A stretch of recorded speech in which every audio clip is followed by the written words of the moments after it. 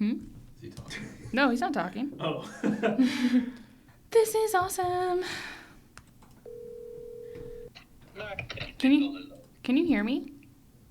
I can hear you on the phone. Matt, can you hear me? I can hear you. Okay. Your name. Yes. Yeah. Any fire alarms today or anything exciting? This is the most exciting thing that's happened to us today is technical difficulties on the pod. Well, howdy folks. It's Mackenzie here with Brad, Cameron, and Matt. Back again on another episode of the Weekly Roundup. Gentlemen, It's almost like we do this every week. It feels like it. I almost forgot to start recording Matt again on my laptop, but I did not. Matthew, we're good. You're recording. Everything's fine. Although he is frozen, so that's great. Oh, no. Well, I hope he comes back. Gentlemen, I'm drinking Starbucks. What's your Starbucks order? Black coffee. Yeah, you're very boring. Do you have I know. a type of roast? Maybe? Light roast? I just want the caffeine, Medium. man. Blonde roast. I just want the caffeine. I did have blonde roast coffee this morning. It was pretty good. So. Okay. Yeah, I usually just go in. I don't even use the Starbucks terminology either. I say small. Yeah. You don't small say black tall. coffee. Also, Yeah. why is the tall at the Starbucks the smallest? Because they want to fool you into thinking you're getting more than you're actually getting. Deceptive marketing. But then venti does not denote anything. I wonder if when they were choosing these words, they just had them on a dartboard and they just threw darts, and that's how they selected. That'd be fun. Yeah. Seems kind of random. I'm having technical difficulties here with Matthew, but I think we're going to be just fine. Cameron, what's your? Small black coffee. Pike Place. Both of you guys. Easy. Oh, Pike Place. Do you know what Pike Place is named after? In Seattle, isn't it? What is it in Seattle? Isn't it where they toss the fish? Totally. It's exactly where they toss the fish. Spot on. That's where I took my senior pictures. Really? Have I not shown you these? No. Are you holding the fish? Straight up. I'm like catching a fish flying through the air. That's pretty cool. I sent them to Maslin. I'll show you. I can pull them up right now. This is thrilling for our listeners because they can totally engage in this. Well, you're building anticipation. I'm reminded of the time that I got reamed for you were gonna describing say this. a video on this here podcast. This here podcast, you Yes. ancient man. Okay, there were like other normal headshot type of photos, but if you just scroll through, this is me at Pike Place catching Oh, wow. a ginormous fish. You look like a regular employee. Thank you. Wow. That was the goal. Very natural. Oh, wow. Dang. I caught it. I was so nervous that the fishmonger, they're called fishmongers. Yeah. Brad, do you want to see? You definitely don't, but I'm going to show you regardless. I really don't. Scroll. Cool. No, whatever. Look, this is me catching the fish. And then Wow. being victorious. Is that not the most Seattle thing you've ever seen? Very happy for you. Thank you. I wonder if Matt is here. Matt, can you hear me? I can. Can you hear me? Wow, yes, praise the Lord. Okay, great. We were just going about our business, acting as if nothing was going on, but fully admitting that we were having technical difficulties. So I'm glad you're here. Great. Matt, what's your Starbucks order? What? What's your Starbucks order? Coffee. Like black coffee? This is riveting podcasting. Coffee This in is a cup. great. We got Coffee in a cup. We got it. Okay, this is going so well. The remote setup is awesome all the time. Very enlightening, yes. Thank you, Matt. That's so true. it. Just so our listeners know, we don't pre-plan this at all. This is off the top. Yeah. So there was no planning, no discussion. You think that, I feel like this is obvious for this episode, you know? Kind of. I feel like this is kind of a, they were like, if you did plan this, you're doing a horrible job. But anyways, gentlemen, thanks for being here again today. Let's go ahead and jump into the news, shall we?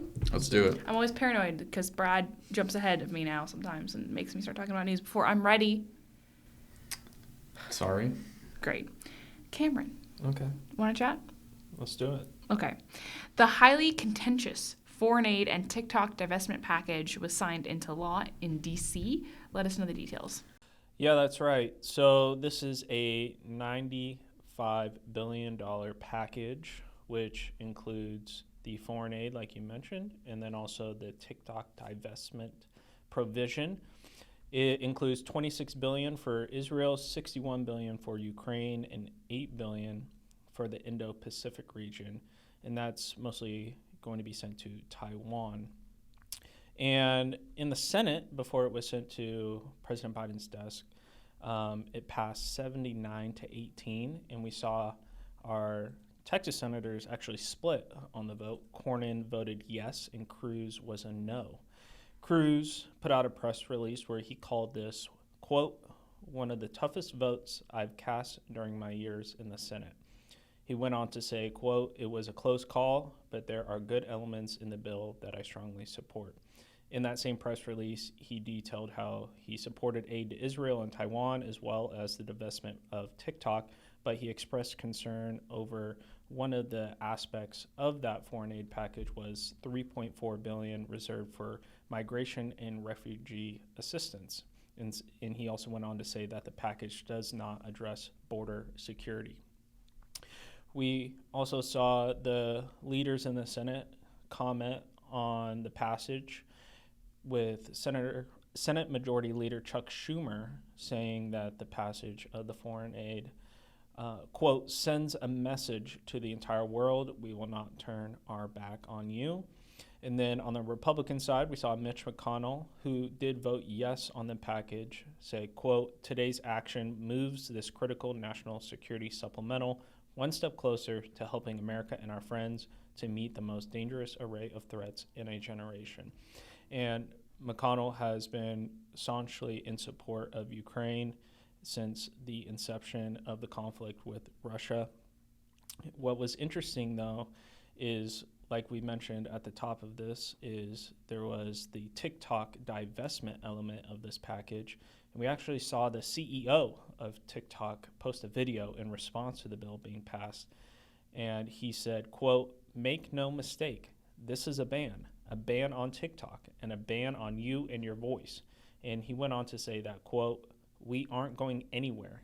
And so it seems as though TikTok is planning on fighting this in the courts. But there was a plan for some large technology groups to possibly invest in TikTok because of this divestment provision that was going to be enacted. That's sort of gone away now. So we'll see what happens with TikTok. I know it's one of the largest platforms in the entire world. And so I'm sure people are really itching to see what's going to be happening with TikTok. It's been a topic of conversation in the office for sure. It absolutely has. And I'll just finish up here with saying Biden did sign the bill package into law on Wednesday, and he said, quote, it gives vital support to America's partners. And if people would like a deeper dive on the relationships of America to Ukraine and Israel and Taiwan and the growing geopolitical conflict, I did that deep dive in this week's redacted newsletter if people would like to check that out. If you've not already subscribed to the Texan, reason enough should be to subscribe to get access to the redacted newsletter. So folks, subscribe to the Texan. Thanks, Mackenzie. And I will say too, we are coming up on our 5-year anniversary, and rumor has it there will be a discount coming up. So keep an eye out for that. That's news to me. That's pretty cool. So much enthusiasm. I love Great. deals. I love a good deal. I'm a deal hunter. Are you a Black Friday guy? Absolutely. Cyber Monday? Totally. Yeah. Because usually I'm still in a food coma on Friday, so I don't typically partake in Black Friday deals. Right. Unless there's like an item I've been eyeing. Yeah. But well, perusing, you know me, I'm not a huge peruser. We've talked about this. I'm a bargain shopper. That's true. I go to the Goodwills. I go to the Ross. Yep. You know. TJ Maxx? Absolutely. Yeah, TJ Maxx Marshalls? is my favorite. Love. Yes. Yeah. Totally. Well, Cameron, thank you. Matthew, we're coming to you in all hopes that our technical difficulties will evaporate.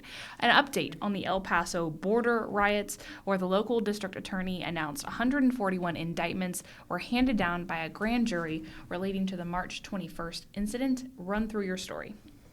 After roughly 1,000 foreign nationals rushed Gate 36 on the Rio Grande near El Paso on March 21st, which led to the injury of Texas National Guard soldiers and DPS troopers, the El Paso Area District Attorney, Bill Hicks, sought to charge several hundred individuals in connection with the incident. However, that prosecution has proven challenging. The first bump in Hicks's prosecution experience with this case was after a magistrate judge held a bond hearing on Easter Sunday, after his office and the judge had agreed to hold it during the week. The judge decided to order the release of the suspects on PR bonds, basically not requiring them to post any money as a surety and allowing them to be released from jail. However, an immigration detainer from Immigration and Customs Enforcement prevented their release from the county jail. Fast forward, in this past week, Hicks's office was hit with another sudden notice of, this time, a habeas corpus hearing in the county court at law, where Judge Ruben Morales rejected their motion to postpone due to inadequate notice being given for the hearing. Judge Morales then proceeded to review only the DPS complaints in the case, which Hicks said he then refused to look at additional evidence his office offered the judge.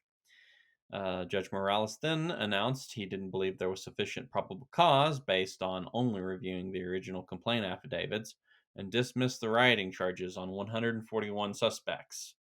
Hicks quickly then assembled a grand jury, and after presenting additional evidence to the jury on every case, the grand jury issued indictments on all 141 cases. Hicks characterized the grand jury decision as the community of El Paso, describing how it's made up of ordinary citizens, speaking on the incident and saying that, yes, we believe this crime occurred, and essentially overruled the judge.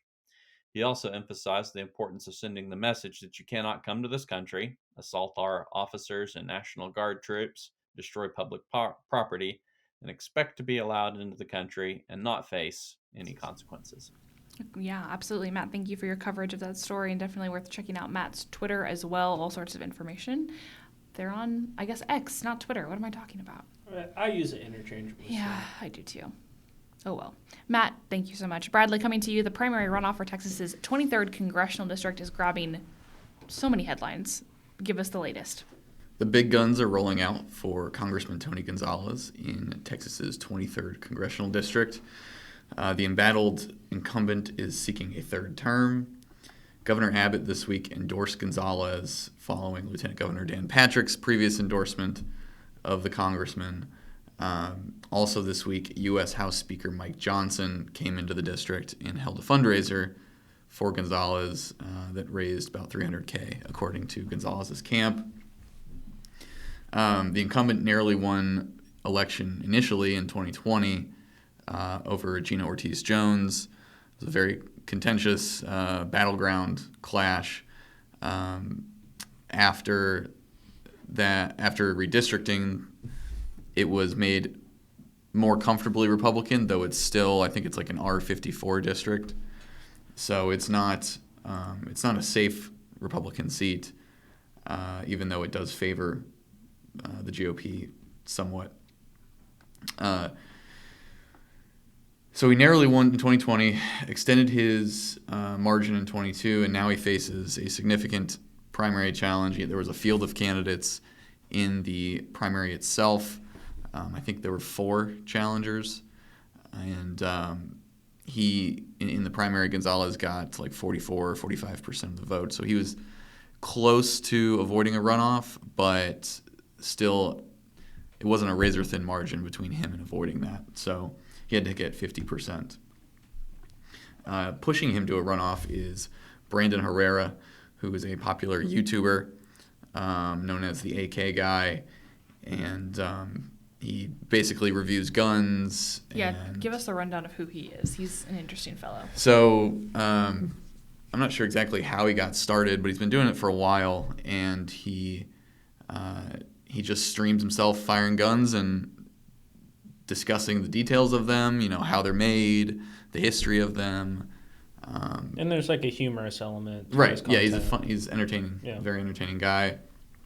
But he's very much in the edgy humor realm, which has come back, maybe not to bite him, but it's been used against him in this race. Gonzalez's camp has run ads criticizing the language he uses on these streams, jokes he's made. There was one in particular that drew a national headline from, I think, the Jewish Insider, and it was about a review of the MP40, which was developed in Germany under the Third Reich, and he's reviewing it and he's posting in this a montage, sarcastic one, being humorous, with the song Erica, which was a Nazi marching song, and so with that, the article was written hitting him for that. He's been called a neo-Nazi by the Gonzalez camp, also just called a generally unpleasant person because of the language he uses. Herrera's hit back about how this is my way of getting people to learn about firearms. And, I mean, strong argument for that. He has millions of subscribers.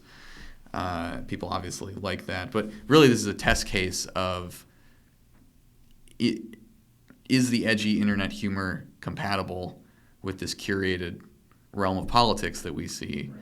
Do voters care about this? I don't know. Maybe they don't. Maybe they do. We'll see in the runoff.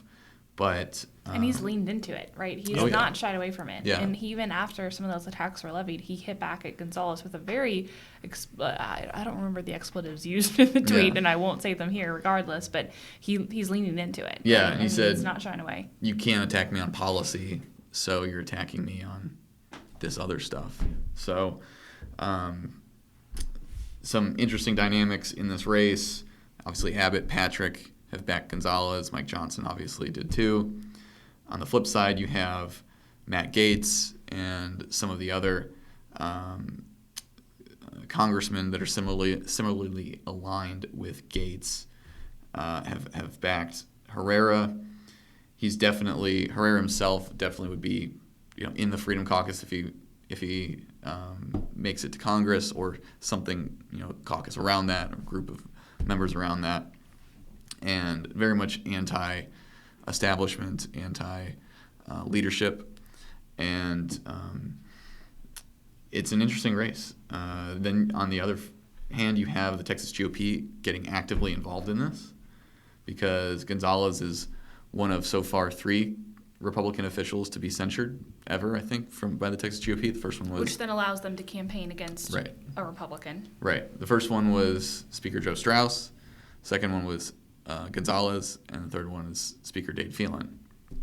So Texas GOP has sent mailers into the district on Herrera's behalf. So they're getting involved. I'm not sure exactly how much money they're spending on it, but they're spending something. So because, especially at the congressional level, there's not really that many interesting runoffs. There's this one, and there's Texas 12 up in Fort Worth, up in Tarrant County, and because of that, this is getting a lot of the headlines. And also, it's a fairly competitive district, so whoever wins this is not gonna have an easy race in November. And Democrats, especially if Herrera wins, and he acknowledged this when I interviewed him, Democrats will see an opportunity to try and flip it because he's further right than Gonzalez. He's also a more polarizing figure, at least in terms of rhetoric. Gonzalez has taken a lot of heat for votes he's taken, but overall, this is just a fascinating race to watch and a good test case for future generations of politicians and whether there's going to be a problem. I don't know what it's going to look like in 10 years' time, but like you said, this is the first test case we're really seeing. Can an online person make the transition to real-world policy making, right? And I just think it's fascinating to follow, because it's sort of the political incorrectness that someone like Trump was loved for. Does that transition to someone who's running for Congress? It's also a bit further, though, than Trump's rhetoric. It's a bit further, yeah. We'll see if he can stretch the boundary on that, Yeah. But very interesting race to watch, and I don't know. I don't have a good read on what we're going to see. And it's a good district for it to happen in, too, because it'll be fascinating to watch the general, like you were saying. I think there are so many dynamics at play here that are more interesting because it's this district, because it's the 23rd Congressional District. So we'll keep an eye. Bradley, thank you. Cameron, coming to you, a story that hit very close to where our office is this week. Yeah. We're right down the street. Protesters and police clashed on the campus of UT Austin. Tell us what happened. Yeah, so I'll lay out a little bit of a timeline of what happened. So the protests happened on Tuesday, April 24th. And what first caught my attention is the Palestine Solidarity Committee posted on their Instagram that they were planning to walk out of class and say they were going to occupy the South Lawn. So immediately, I was like, okay, we've been seeing Palestine protests throughout the country on a lot of these Ivy League campuses, and they've gotten a bit out of control with the camping aspect and the pushback of police in their interactions. So I was like, all right, I'm going to keep an eye on this. And then immediately, it seemed there was a whole lot of videos coming out in terms of what the interactions between, or just the sheer presence of the police on the campus was.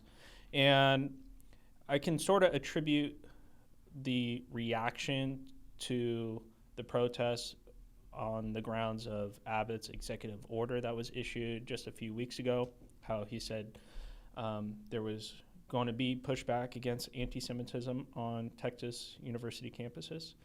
And so we saw state troopers and Austin PD and campus law enforcement really out in force, essentially drawing a line between the student protesters in the South Lawn. And then we began seeing chants and attempts to push by the police, and there was quite a number of videos of arrests being made of protesters. And what was interesting as well is we started to see lawmakers trickle out in their response to what was going on. For example, Brandon Creighton, who was actually the author of SB 17, the DEI ban on Texas university campuses, he put together a long thread about just what we've seen in terms of the protests and harassment that are going on across the country. So I thought that was very interesting. We saw City Council member Zoe Quadri. He called out Greg Abbott in his response, saying, quote, "If you don't fall in line with his agenda, your rights are violated." So really going after the governor there. Ted Cruz even jumped in, calling the anti-Semitic protests, quote, "disgraceful," and, quote, "they do not represent Texas or the views of Texans." We did see Greg Abbott make a post on social media, and I'll read verbatim here what he said. He said, quote, "Arrests being made right now and will continue until crowd disperses. These protesters belong in jail. Anti-Semitism will not be tolerated in Texas, period. Students joining in hate-filled anti-Semitic protests at any public college or university in Texas should be expelled." So very forceful in the language used there. This has been something growing on university campuses. Like I mentioned, a lot of the Ivy League schools have had these sort of Occupy student movements. I actually came across a video of the Israeli Prime Minister Benjamin Netanyahu put out a video condemning much of what we've been seeing on American university campuses. Dan Patrick came out and was calling these protests delusional. So all the big names were coming out. Lots of arrests. I saw some posts from other news outlets saying it was up to 50. I saw Texas DPS at one point say more than 20 arrests. So no clear number as of yet. Obviously, with something at this scale, it's sort of hard to track. But we've been seeing, 20 plus at least arrests being made. What was interesting as well is the faculty element of these pro-Palestine protests. Later in the evening on Tuesday, we saw, or rather on Wednesday, we saw the UT Austin Texas Conference for American Association of University Professors. They had put out a press release saying, quote, "No business as usual tomorrow, no classes, no grading, no work, no assignments." In essence, they were planning another protest for April 25th. That's Thursday, the day of this recording.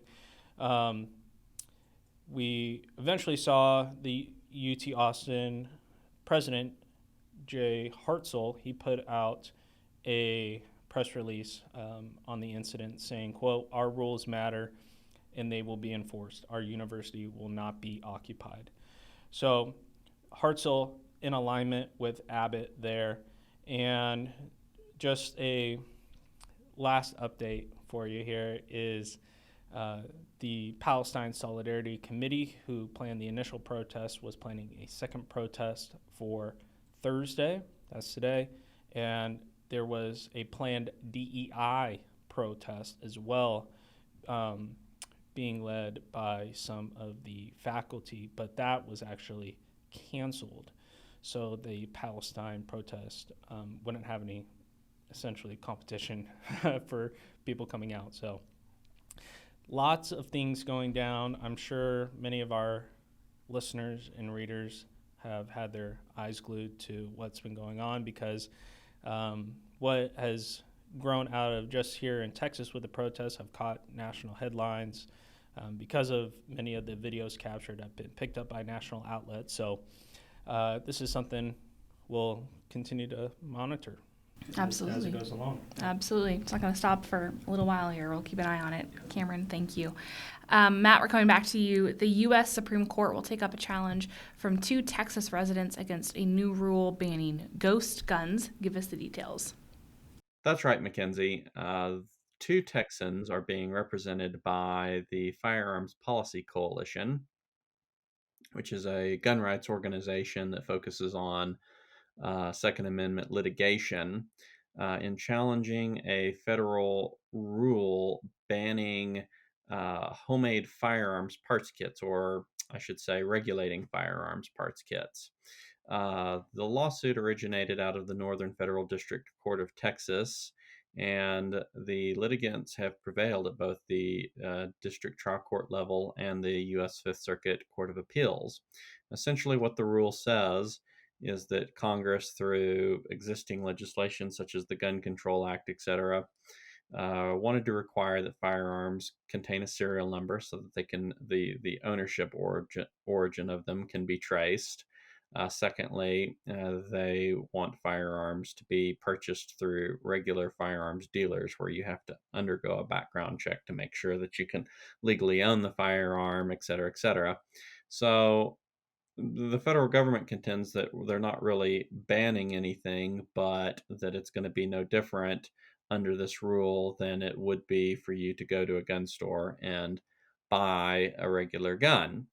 The Firearms Policy Coalition, however, points to communications they obtained between the ATF and the FBI saying they're going to essentially use this rule to shut down a large portion of the homemade firearms kit industry, and that this rule is the executive branch abusing its rulemaking authority, that Congress did not go this far, and that if it's implemented this way, that it's going to cause their clients and other members of the firearm industry irreparable harm. Of course, as I mentioned, both the District Court and the U.S. Fifth Circuit Court of Appeals has sided with the plaintiffs on that, and the Department of Justice has now appealed the case to the U.S. Supreme Court, which this past week said that they would agree to pick up and consider the case. So, kind of two interesting things that are going on here. There's a lot of Second Amendment gun rights oriented cases that come to the Supreme Court, but there's also a lot of, and this has been something that the Biden administration has done a lot with the executive rulemaking, where they take an existing statute passed by Congress and they say, well, we can enact these rules that expand upon the statute. And so a lot of these challenges are really more of a administrative state kind of issue as opposed to a gun rights issue. It just comes down to what authority does the executive branch have in that they've been given by Congress, and does this rule exceed that? So it'll be a very, very interesting case from both of those aspects, depending on how the justices ultimately rule. But it'll be heard, oral arguments for the upcoming fall term, and then we should see a ruling come out sometime in the year thereafter. Matt, just for clarification for me, is the rule that is cracking down on the ghost guns, is that a rule on the instructions that are being fed into the 3D printer, or are they trying to place a rule on the 3D printer manufacturers themselves, or is it, how are they essentially regulating the creation of these ghost guns? That's a good question. It's essentially treats anything marketed to be readily made into a usable firearm as a firearm. So if you market, I suppose, plans for the 3D printing or whatnot, or a parts kit, et cetera, the rule would be that you would have to obtain that through a licensed gun dealer and execute a yellow sheet and do a background check, et cetera, on it. And of course, the plaintiffs point out that the specific language in the congressionally enacted statute doesn't really leave room in their arguments for this kind of expansion of the application of things. I can't quote it verbatim off the top of my head, but essentially the statute says firearms parts, receivers, and they describe the receiver as the primary part of the gun that includes the action or trigger mechanism, et cetera. And it has to be something that's readily made, not a block of steel that hasn't been into one. And one of the things that you see in a lot of these parts kits is you'll see a receiver that's been 80% of the mill work has been done in machining the part towards becoming a usable firearm receiver. And then it comes with a little paper template and says get your Dremel tool and cut here and here, and boom, you've got a usable firearm receiver. They're saying that Congress really didn't contemplate such an instance whenever it enacted the existing statute, and so to stretch the existing statute to encompass all these different scenarios, whether it's 3D printer designs or a partially milled billet of metal or whatever, is just not something that the federal government has Congress has decided to regulate. Yeah. There you go. Thank you, Matt. Matt, killing it. Thank you so much. Bradley, coming back to you. The U.S. Supreme Court dismissed a revived attempt at making mail-in balloting universal in Texas. What's the deal? So back in 2020, there was a lawsuit. There were many lawsuits relating to elections and whether to change things on for COVID to cope with that. One of them was an attempt by the Texas Democratic Party to make universal mail-in balloting. They alleged under the 26th Amendment that this limitation to just those 65 or older, disabled, or out of the county during the election, that abridges their right to vote. The 26th Amendment, of course, is what extended the right to vote to 18-year-olds. And so back in December, there was an attempt to revive that lawsuit. It was dismissed both in state and federal court back in 2020. Nothing happened on it. And then 3 petitioners back in December of last year attempted to revive this case. Well, the Supreme Court this week denied the attempt to revive it. So it's not going to go anywhere. They're not even going to hear the case. It's dead as a doornail unless there's another attempt to revive this. So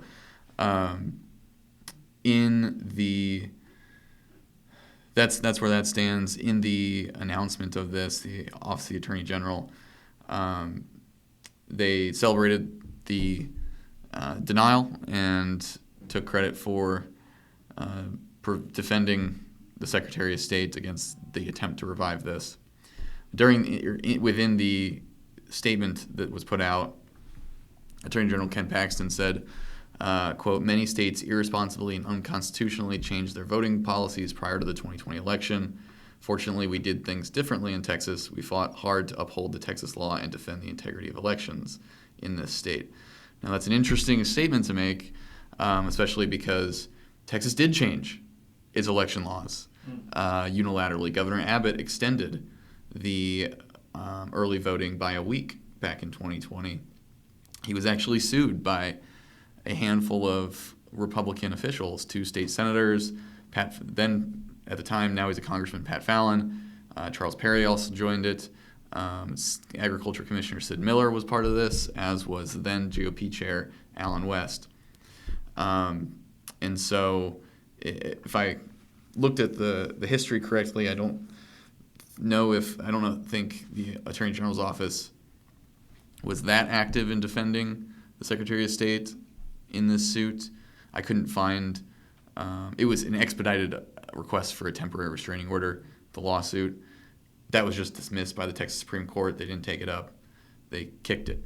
But the Office of the Attorney General was named, Ken Paxton himself was named as one of the counsel for the Secretary of State, then Secretary of State Ruth Hughes.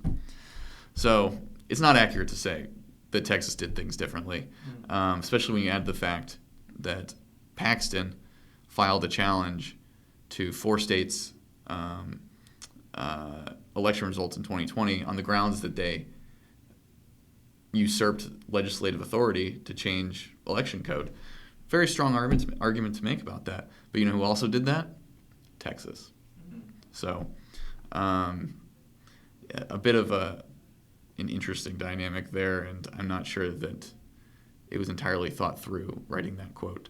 But overall, the Office of the Attorney General has defended against an attempt to expand universal mail-in balloting. That's going nowhere. Texas's law remains on the books.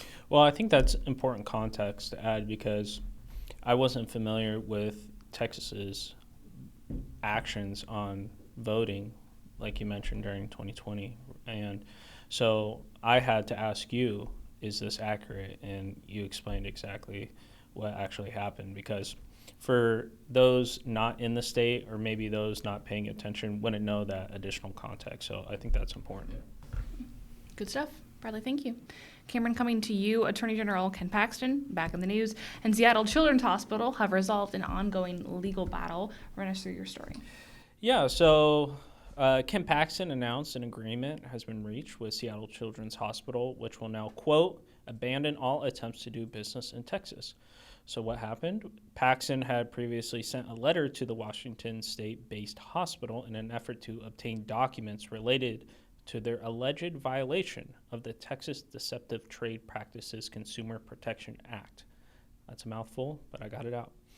In turn, Seattle Children's Hospital sued Paxton, asking the court to, quote, set aside the request, as well as to find that Texas does not have, quote, personal jurisdiction and that the hospital, quote, cannot comply with the request pursuant to controlling Washington laws. So there was a legal back and forth here, but we had in our Monday announcement from Paxton that a joint motion to dismiss the case had been agreed to, and the hospital would no longer be providing, quote, gender transition treatments to Texas children. And that was really the crux of this issue.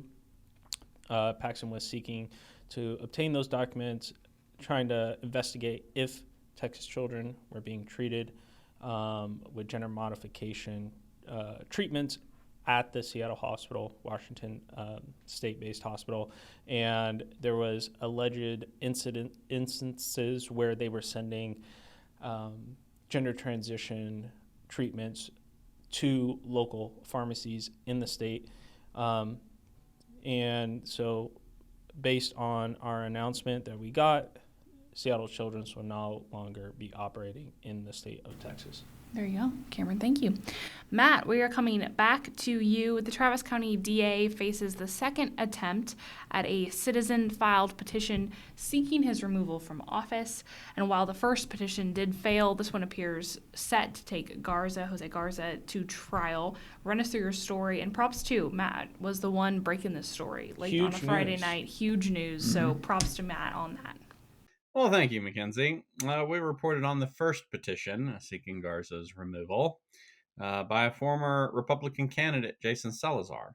That petition was dismissed because the newly enacted state law, which is known as the rogue prosecutor law, I believe, requires that to be eligible to file the petition, you cannot be presently charged with a crime. And it turned out he was. I think the details were that he was going into the Travis County courthouse, and when he went through the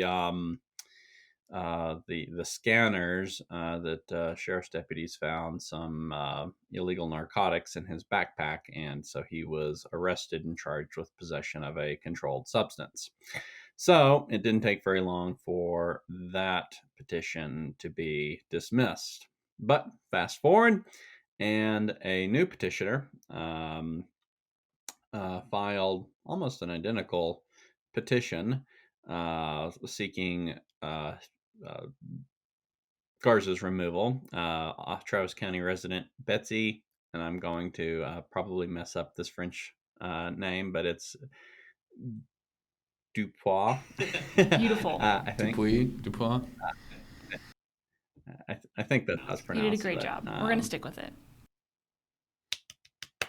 Anyway, so she filed that latest petition, and it was reviewed by the chief administrative judge for the region, who's actually Comal County District Judge Dip Waldrop, and I believe that the chief administrative judge is tasked with reviewing the merits of the allegations, and if it checks all the boxes, then he's also charged with assigning a special prosecutor to litigate the case. And that is exactly what happened this past week, with Waldrop assigning the Bell County attorney to litigate the case.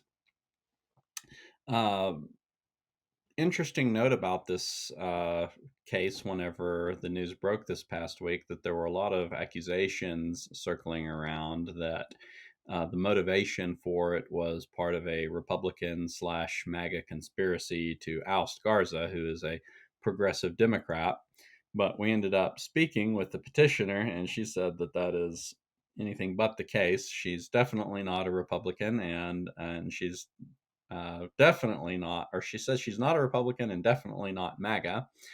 She actually described herself as being supportive of abortion rights and legalizing narcotics for adults and other progressive ideologies, etc., which the petition cites Garza's refusal to enforce state abortion prohibitions, and also cites his refusal to enforce certain types of state narcotics laws, I believe, such as marijuana possession, etc. It also cites his mistreatment of police officers, such as keeping a list where he keeps certain officers from being eligible to testify as witnesses in criminal cases, and also subjects them to disparate treatment by taking cases that there is no probable cause of police brutality or that sort of thing, but presenting them to the grand jury for a potential indictment anyway. Anyway, you can go online and read a lot of the comments that we received from the petitioner. She actually cites a number of reasons and concerns. She said she doesn't believe that the district attorney refuses to enforce these certain laws out of principle, that rather it's more something that helps him consolidate his own power, and that she's hoping that the petition and the removal will help hold the office accountable and bring some investigations and transparency to the issue. So going forward, what happens? The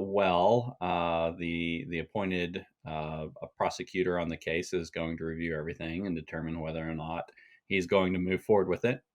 So it could end there if the appointed attorney doesn't feel like the case has merit or it's something that he can achieve a conviction on. If he does, then it's going to go forward with the regular trial court process. And if they take it to trial, then ultimately a Travis County jury will be charged with the task of deciding whether or not Garza refused to enforce the law or did some of these elements that triggers the removal requirement. And if they find him guilty on any of the counts, he'll be removed from office as the Travis County District Attorney. Absolutely. Matt, way to break the story and way to cover it. We appreciate it. Brad, coming to you today, actually, the Texas GOP made a very significant announcement related to the potential closing of its primary, a long-discussed topic. What happened? So, Texas GOP Chair Matt Rinaldi announced the creation of a working group of 5-party activists to consider non-legislative methods to close their primary. This has been something that's been talked about quite a bit, increasingly so since the March 5th primary. Rinaldi appointed 5 members. Mark Ramsey, he's a former SREC member, then 2 current SREC members, Matt Patrick and Jim Pickle, along with Texas Homeschool Coalition President Tim Lambert and the party's general counsel Rachel Hooper to this working group to figure out ways in which they can close the primary without having to get a law passed, because there's been a lot of tension between Republican lawmakers and the party activists. It is no guarantee, even with what happened in the primary, that votes would be there to advance a bill to close primaries. There would be significant opposition to it. The arguments on both sides, we talked about this, but are briefly that any influence from voters who have Democratic history in a Republican primary is undue and should be rooted out. On the flip side, you have a lot of districts that are heavily Republican, and so that the Republican primary is what decides who the representative is. And so that argument, the counter to the other side is that voters should have the ability, whether they're Republican or independent or even Democratic, to elect the person that's going to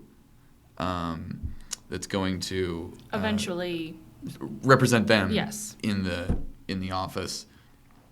Now, those of Rinaldi's persuasion believe that the party should be able to run its affairs as it sees fit, and part of that can include closing off who is eligible to vote in their contests.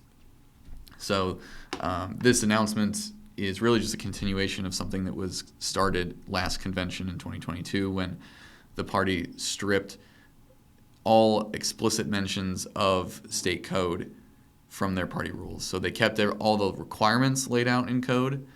That way it doesn't contradict what law requires, but it untied, at least nominally, the rules from the state code and the requirements therein.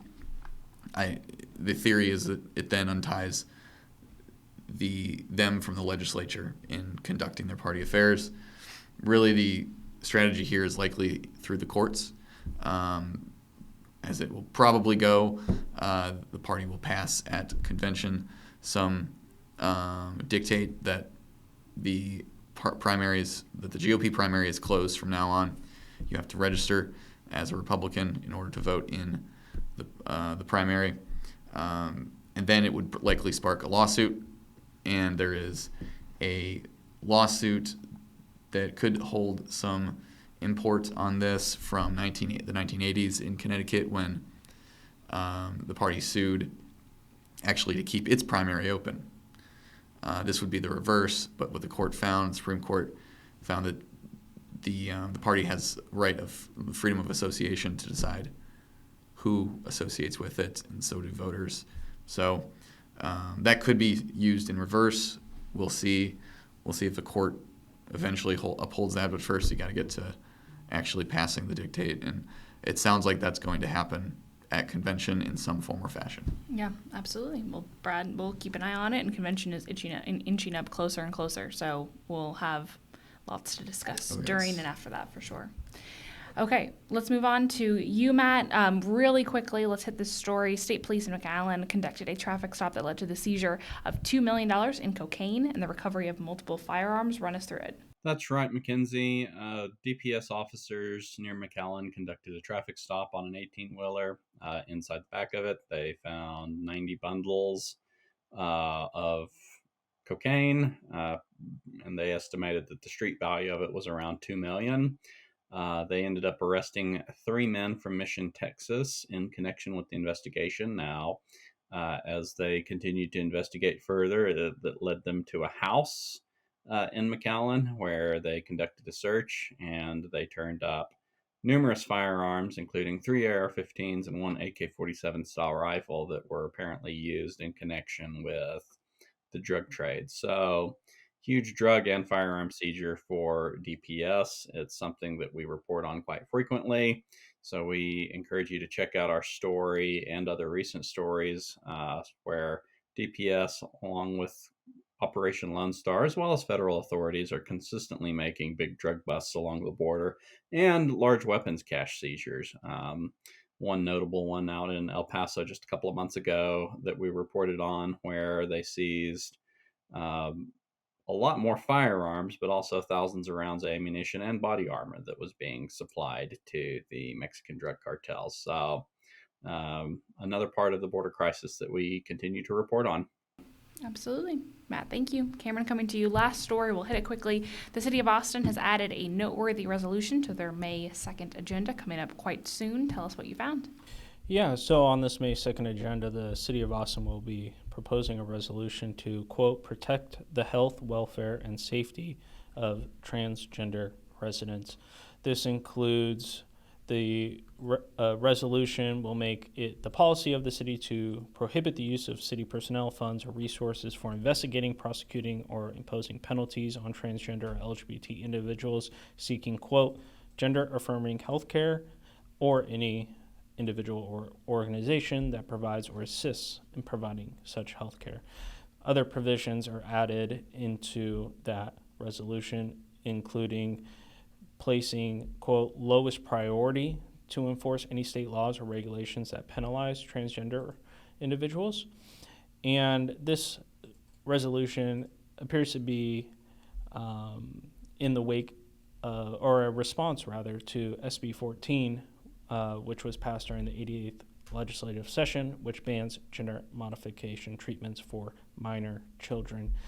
And we've seen a resolution similar to the one the City of Austin is proposing that was passed in Sacramento, California, which declared itself a, quote, sanctuary city for transgender people. And there has been continued reports about how gender dysphoria should be treated. I go into that in the piece if people would like to check it out. Lots of information in there. Absolutely. Thank you, Cameron. I almost said good stuff and I stopped myself. People, no angry emails this week. Let's move on to the tweetery section. Brad, we'll start with you. So I was not ready, but now I am. So the HD 108 recount concluded. That was the race between Morgan Meyer in Dallas and Barry Warnick, the challenger. After the recount took like 2.5 weeks. It was crazy long. What's a normal window of time for something like that? I guess it depends on how labor intensive each one is. I'd say probably the timeline they expected when this first started was like a week and a half maybe, but it went on another week longer than that. So In the end, the margin actually, Barry Warnick filed for a recount after losing by 537 votes to Meyer. In the end, the margin actually got worse for Warnick. It went from 537 to 552. Meyer gained 5 votes. Warnick lost 10 votes. So Warnick said frequently throughout this that this wasn't trying to overturn the result of the election. This was to try and provide transparency. There were a lot of accusations lobbied at the current Dallas County GOP chair, Jennifer Stoddard Hadju. But she hit back at Warnick saying this was all a ruse and just some unnecessary hoops that had to be jumped through. A lot of accusations that were unfounded, she said.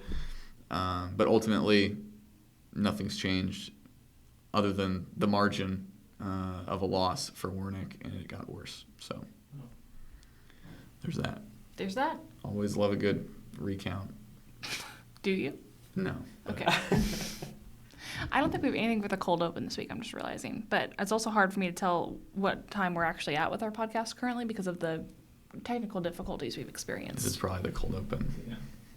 Just us You sitting, just, he- like- us sitting here in silence, just Like this. looking at you. Like, is he talking? Yeah, it's probably true. It's just not like, it's working. Yeah. Cameron, what do you got? So I came across a poll that was conducted by Axios, where in a survey of 6,251 adults taken through March through April 2024, the question posed, it says here, share of Americans who say they support mass deportations of undocumented immigrants. You know, that's a continued question being posed that presidential candidates, especially Trump, has said that he plans to do some sort of mass deportation action if elected. Some interesting statistics here. It says 51% of the general public supports the mass deportation of undocumented immigrants. And if you drill down into political affiliation, 68% of Republicans and then 42% of Democrats. So we've seen immigration continue to be a top priority for those headed to the polls, and a further step in terms of mass deportations appears to be supported by, a large majority of people. So will that make its way into actualizing itself in policy, or it's yet to be seen? But I think the polling here is eye-opening, to say the least. As you squinted and you said eye-opening. Well, I squinted. Eye-opening. Oh! He squinted so he could Yes. make a more dramatic eye Mm-hmm. opening. That works. Well done. Thanks. I'm really good at this. Matthew, what did you see this week on Twitter? I saw the most important news of the day only. A new flavor being released by Bluebell. Ooh. Kind of an interesting name, too. It's very, I can't wait to try this. Gooey butter cake. That just sounds like high-calorie goodness. Yeah. Bring it on. There's a Jenny's ice cream has gooey butter cake already, which is very, very good. But I'm curious. I'm sure Bluebell's will be delish. When I was going to school in Kansas, they would, in the cafeteria, they would have these butter bars. Butter bars? Yeah, they had all Like these at the homemade county desserts, fair? and one of these things was a butter bar. I'd never had a butter bar before. What is a... Yeah, tell us what it is. Well, I have no clue. It was just sugar and butter, I'm sure. But it tasted good. Yeah, it was delicious. That was the problem, right? Yeah, you throw 3 or 4 of those back. 3 or 4 of those back and be like, wait, what's going on? You got the sugar rush. Luckily, at the time I was playing sports, working out all the time. Yeah. So I didn't balloon to 1,000 pounds, but I easily could have. Yeah. It's true. Well, very good. We'll have to try it. Do a little Bluebell taste test on the pod. It's been a while since we did that. Ooh. Smoke-filled room? Ooh. Ice cream-filled room. Ice cream-filled room. Brad is a major sweet tooth. That is something people should know about Brad, is he has a major sweet tooth. Yeah. Do you disagree with that characterization? It sounds as though you do. I mean, not as much as I used to, but yeah, it's true. What caused the lessening of the sweet tooth? I have no idea. It just Brad, kind of happened. This is a podcast where we're supposed to provide insight to people, and you're providing none. I don't know. Well, our office snacks lend themselves to those who have a sweet tooth. You know, we have Skittles, Yep. Snickers. Unfortunately, we have Skittles We here. have even little bags of Fruit Loops as a snack. Do we really? Oh, absolutely. But the bags are little, snack size, but apparently Fruit Loops are larger, so they're easier to just grab and eat. You know, innovation in the snack space. Innovation in the snack space. Our 5-year anniversary is coming up. I know I've said this ad nauseum, but I will admit that I have been on this podcast scrolling through my videos to and photos to find things to commemorate our time as members of the team at the Texan. And I'm finding all sorts of crazy throwback photos. Yeah. Like crazy. Oh, yeah. I think I've already found my favorite. Please Yeah. share. You know, we need to fill a little bit of time if I can find it here. But How far back does this go? Is this on your phone or is this in the thread? It on was in Slack? the thread. The one I showed you. Yes. Oh, I might have found it here. For some reason. Oh, yes. This one. Oh my god. If I can just show our... Our YouTube audience. If you guys can get that. Our, Brad used to be a cowboy. He's That's left right. that. He's left that life behind. Ben was supposed to Photoshop a big old gun into my hands there, and he never did. Never That's why did. my hands are like that. But, That's very rude. Oh my gosh, Poncho in your chair yeah. doing his work. He's very, very studious. There are so many though. So many. We all look Maybe so some of them will make the cut. different also. Yeah. Well, the ones I'm only sending to the thread, ones that could potentially be used. There are, I'm going to send them, I should be sending you these as well so you can see what we all looked like back in the day, Cameron. We look like Yeah. different people. Yeah. But regardless, 5-year anniversary coming up, folks. Be prepared for an onslaught of celebration and social media activity and discounts. So check it out. And thank you for listening to us for 5 years. That's and being wild. us, Yeah. That's just, we're very grateful. It's unreal to think about where we're at. What, Matt? We should celebrate with ice cream. Maybe that's what we do. Is next week, as the 5-year anniversary week pod, we can have ice cream. What if Bluebell were to create the Texan flavored ice cream? That's What would be the flavor be? What would they make the flavor? What be? would be the flavor be? The flavor be. What would be the flavor be? Maybe a little bit of coffee. Yep, it would have to have coffee, wouldn't it? Maybe some whiskey. Coffee and whiskey. That actually sounds like a pretty good combo. That does sound like a good combo. Maybe like a brown sugar coffee whiskey. Is that too much going on? I just think about No. making it sweet, you know? Yeah. I found a photo of Isaiah napping at Mozart's when we went to go work for Mozart's one day, and then when the bird pooped on my head. That was an eventful day. Yeah, okay. Well, on that note, folks, thank you so much for listening and reading and just engaging with us generally for 5 years. And if you're new and you haven't been around the whole 5 years, welcome to the party. We're excited you're here regardless. We'll celebrate next week.